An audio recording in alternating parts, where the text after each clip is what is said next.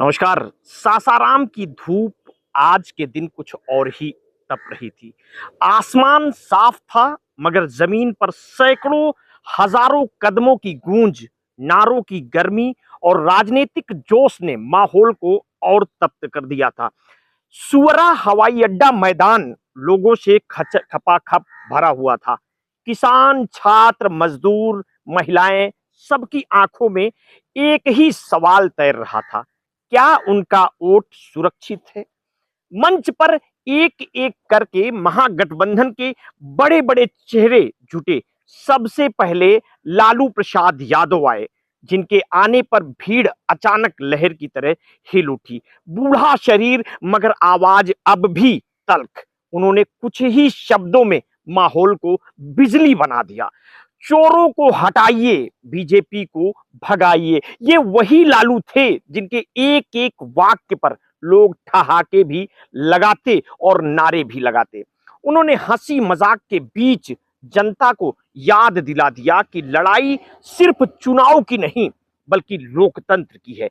फिर राहुल गांधी माइक पर आए। उनका स्वर तीखा था, लहजा गुस्से में लिपटा हुआ। उन्होंने कहा कि देश में सिर्फ वोट नहीं चुराए जा रहे, बल्कि जनता की पूरी आस्था से खेला जा रहा है। उन्होंने महाराष्ट्र और कर्नाटक का किस्सा सुनाया, कैसे 1 करोड़ नए वोटर अचानक पैदा हो गए, कैसे 1 लाख वोट जादू की तरह गायब हो गए। उनकी आवाज में गुस्सा कम, दृढ़ संकल्प ज्यादा था। हम ऐसा बिहार में होने नहीं देंगे। जनता ताली बजा रही थी, मगर भीतर भीतर डर और गुस्से की आग भी महसूस कर रही थी।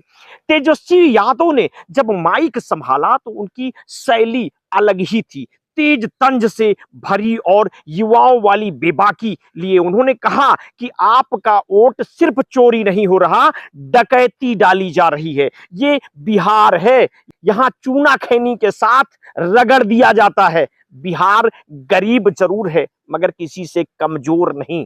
तेजस्वी ने नीतीश कुमार पर भी वार किया और कहा कि उनके सारे ऐलान महागठबंधन की योजनाओं की नकल हैं। लोग हंस पड़े, तालियां गूंज उठी, लेकिन भीतर ये एहसास भी गुहराता रहा कि चुनावी लड़ाई अब सिर्फ वादों पर नहीं, बल्कि अस्तित्व पर है।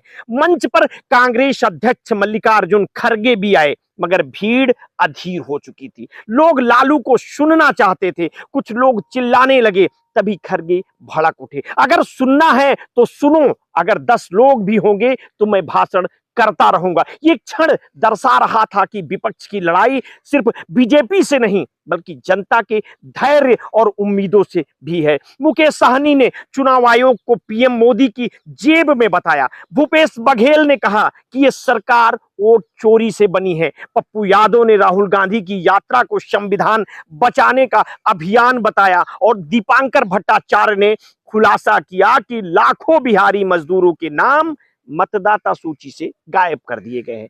जीवित लोगों को मृत घोषित कर दिया गया है। उनके शब्दों ने भीड़ को चुप कर दिया। ये मजाक नहीं, एक डरावनी सच्चाई थी। ये यात्रा महज राजनीतिक कार्यक्रम नहीं थी, ये उस बेचैनी की आवाज भी थी जो हर आदमी के दिल में बैठी थी। यात्रा का नक्शा लंबा था, सासाराम से दरभंगा, मुंगेर से सिवान, भागलपुर से पटना तक। हर जिले में महागठबंधन जनता को समझाना चाहता है कि उनका वोट ही उनकी ताकत है, और वही ताकत छीनने की कोशिश की जा रही है। सासाराम से निकली ये यात्रा एक कहानी बन चुकी है। भीड़ के बीच नेताओं का जोश और लोकतंत्र को बचाने की कसम। ये कोई सामान्य चुनावी काफिला नहीं, बल्कि आने वाले बिहार विधानसभा चुनाव की वो धड़कन है जो पूरे राज्य में गूंज रही है।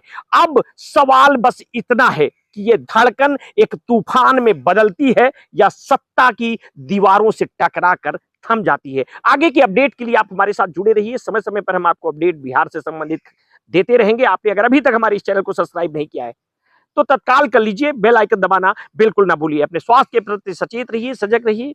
और अगर आपने कभी भी कोरोना वैक्सीन लगवाई है तो समय समय पर अपने ब्लड प्रेशर की जांच अवश्य कराते रहिए। अपना ध्यान रखिए। बहुत बहुत धन्यवाद। साधुवाद।